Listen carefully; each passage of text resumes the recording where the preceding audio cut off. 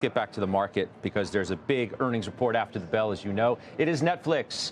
That stock has been on a nice run. We'll show you the chart as Julia Borston gives us the setup here on what we should really expect here, which is a typical volatile quarter for Netflix, right?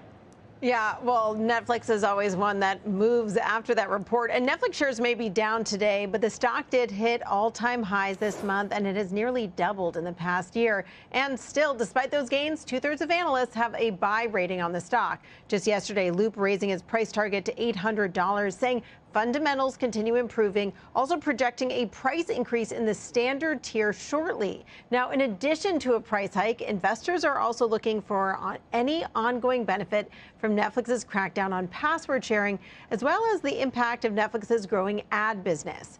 And while Netflix will stop reporting subscribers starting next year, this quarter, analysts want to see the addition of more than 4.5 million new subs. Scott, I know they don't want us to focus as much on subs anymore, but we're going to until they stop reporting those numbers. We've been too conditioned not to.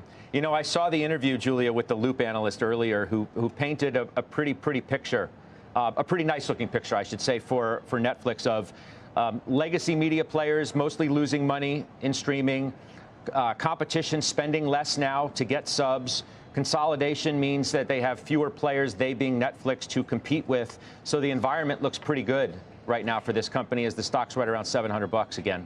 Yeah, and I think there's this big conversation now about the price hike that Netflix is expected to do before the end of the year. And there is a sense that they have the price elasticity that they'll be able to charge more, especially as they start offering these new sporting events. So with some of these sporting events, like boxing matches, they're sort of creating on their own. But some of them, like the NFL, are a big shift for them. They're going to have 2 games on Christmas Day. And there is a sense that if they raise prices before the NFL game, and also before the launch of the next season of Squid Games, people are going to be willing to pay more.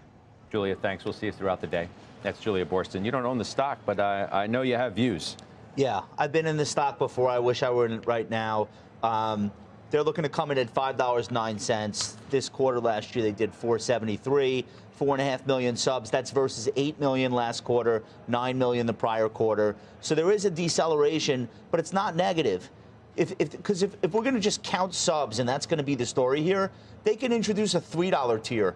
They could say, oh, we introduced a new tier. Look, we have 20 million subs. That's not what Wall Street should want, and that's why it's so important to get out of that business. Apple did it 10 years ago. I was on the show, and we had people arguing, oh, that's the end of Apple. No, it was just the beginning, because it's the wrong metric. The metric is engagement, how many hours people spend, how likely they are to cancel or not cancel, and how easily they can continue to be monetized.